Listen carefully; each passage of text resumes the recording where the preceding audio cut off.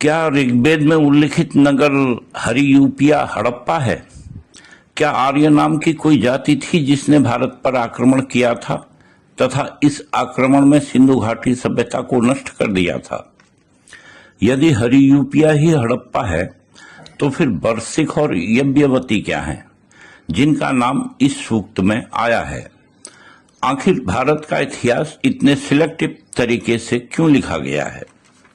यदि हम कहें कि हरियूपिया हड़प्पा न होकर सीरिया का प्रसिद्ध नगर अलेप्पो है तथा बरसिक मिस्र का पौराणिक राजा बेलूस है, तो क्या यह बात आपको विश्वसनीय प्रतीत होती है?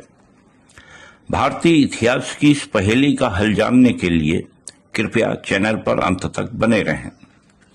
नमस्कार। ट्रू हिस्ट्री ऑफ भारत अर्थात भारत का वास्तविक इतिहास नामक यूट्यूब चैनल पर आपका स्वागत है। दर्शकों से इतिहासकार हमें बताते रहे हैं कि ऋग्वेद का हरियूपिया नगर हड़प्पा है तथा यज्ञवती रावी नदी है, परंतु क्या हो जब यह बातें सत्य न हों? अगर हम कहें कि हरियूपिया सीरिया का प्रसिद्ध नगर अलेप्पो है तथा बरसिक नामक असुर वास्तव में मिस्र का पौराणिक राजा बेलूस है तथा यज्ञवती यरूशलेम और सीरिया की प्रमुख देवी हेपाट है, तो क्या आप विश्वास करेंगे? हम यही प्रमाण इस व्याख्यान में प्रस्तुत करेंगे। हरियूपिया शब्द ऋग्वेद के छठे मंडल के सूक्त संख्या 27 में प्राप्त होता है। इस सूक्त में कुल 8 मंत्र हैं तथा इसके दृष्टा ऋषि भरद्वाज बृहस्पत्य हैं। चौथे मंत्र में ऋषि इंद्र को संबोधित करते हुए कहते हैं कि हे इंद्र, हमें आपका वह पराक्रम याद है जिस पराक्रम से आपने बरसिक असुर के पुत्रों का वध किया था। 5वीं ऋचा में ऋषि कहते हैं कि इंद्र ने चाइमान राजा के पुत्र अभ्यावर्ती नामक राजा को प्रभुत धन प्रदान किया तथा बरसिकासुर के पुत्रों का वध किया।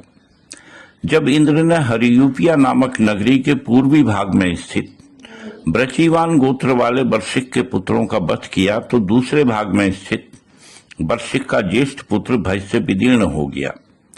छठी ऋचा में ऋषि वर्णन करते हैं कि जब बरसिक के 130 पुत्र इंद्र को मारने दौड़े तो वह एक साथ ही यज्ञवती में नष्ट हो गए। इसी हरियूपिया को इतिहासकारों ने हड़प्पा बताया है तथा यज्ञवती को रावी नदी।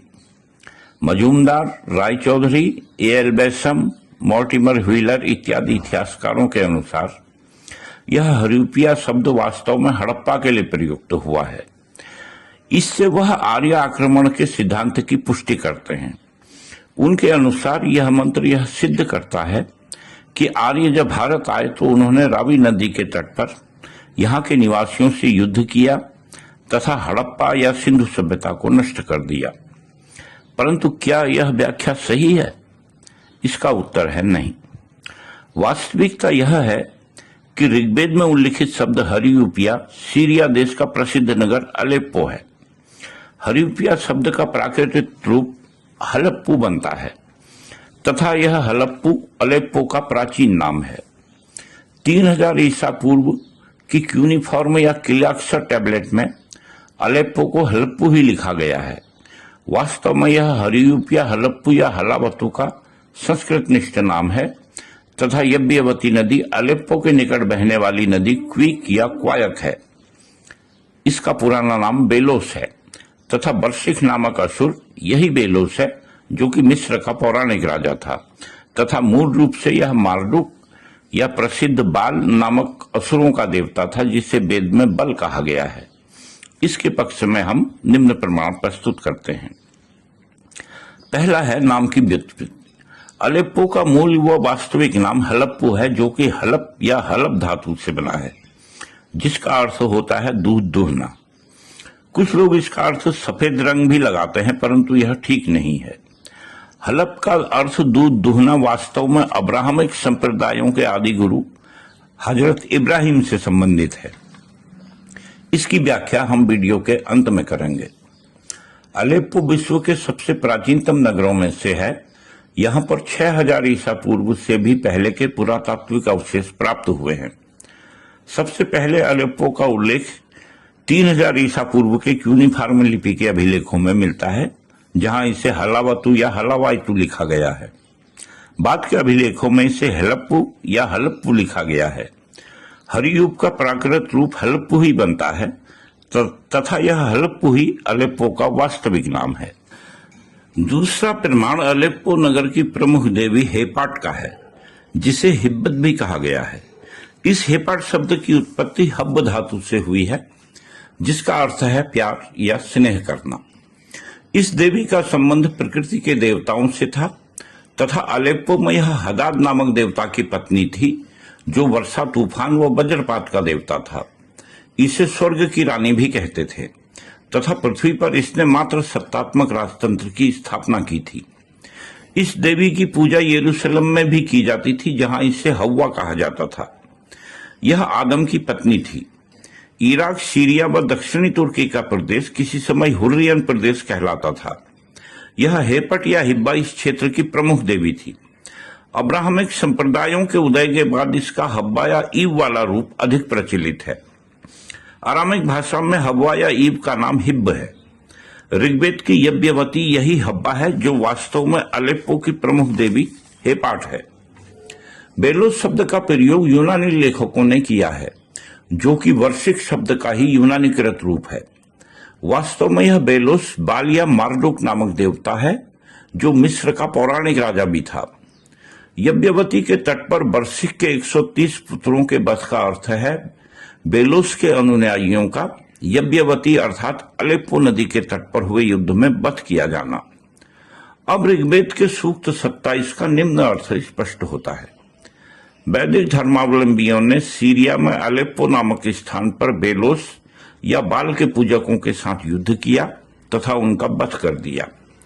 ऋग्वेद में प्रयुक्त यज्ञवत्याम शब्द से यह प्रतीत होता है कि उस समय सीरिया या अलेप्पो में मात्र सत्तात्मक सत्ता स्थापित थी, क्योंकि यह यज्ञवती शब्द हव्वा का ही संस्कृतनिष्ठ रूप है। इस हव्वा या हेपट ने पृथ्वी पर राजतंत्र स्थापित किया था। इसकी पुष्टि भविष्य पुराण के प्रतिसर्ग पर्व के अध्याय 4 से भी होती है, जहां हव्वा के लिए हव्यवती शब्द का प्रयोग हुआ है। भविष्य पुराण का हव्यवती व ऋग्वेद का यज्ञवती वास्तव में एक ही स्त्री के नाम है, और वह है हव्वा या अलेप्पो व यरूशलेम की प्रमुख देवी हेपाट। अब पुनः इस प्रश्न पर आते हैं कि हलप का अर्थ सफेद रंग न होकर दूध दुहना क्यों है। इसके बारे में रोचक कथा अब्राहम से जुड़ी हुई है। जनश्रुति के अनुसार हजरत इब्राहिम जब इराक स्थित अपने मूल शहर उर से इजराइल को जा रहे थे, तो वह अलेप्पो या हरियूपिया में ही रुक गए। यहां पर वह अपनी गायों को दूह कर यहां से गुजरने वाले यात्रियों को दूध पिलाया करते थे। अलेप्पो का एक नाम हलब अल साबा भी है, जिसका अर्थ है दूध की तरह सफेद। यह यहाँ पाए जाने वाले संगमरमर के लिए प्रयुक्त होता है। जैसा कि हमने बताया, हलब धातु से ही हलप्पो शब्द बना है, जो कि वर्तमान अलेप्पो नगर का वास्तविक नाम है। अब्राहम की कथा यह बताती है कि किसी समय यहाँ पर दूध की अर्थात गायों की बहुतायत रही होगी। इसका प्रमाण स्वयं ऋग्वेद में मौजूद है। जैसा कि हमने बताया, ऋग्वेद के 27वें सूक्त के दृष्टा ऋषि भरद्वाज बृहस्पति हैं तथा इसके अगले अर्थात 28वें सूक्त के दृष्टा भी यही ऋषि भरद्वाज बृहस्पति हैं। इस सूक्त में भी कुल 8 मंत्र हैं, जिनका देवता गाव या गौ है। ऋग्वेद का यह परोक्ष प्रमाण इस क्षेत्र में दूध की बहुतायत से संबंधित किसी प्राचीन कथा की ओर इशारा करता है, जिसे बाद में हजरत इब्राहिम से संबंधित कर दिया गया। हरियूपिया शब्द की हमारी व्याख्या से क्या आप सहमत हैं? यदि सहमत हैं तो फिर आप इस बात से भी सहमत होंगे कि भारतीय इतिहास लेखन वास्तव में एक विशेष भारत विरोधी एजेंडा चलाने के लिए लिखा गया है। केवल एक शब्द हरियूपिया को हड़प्पा बता देना यही प्रकट करता है।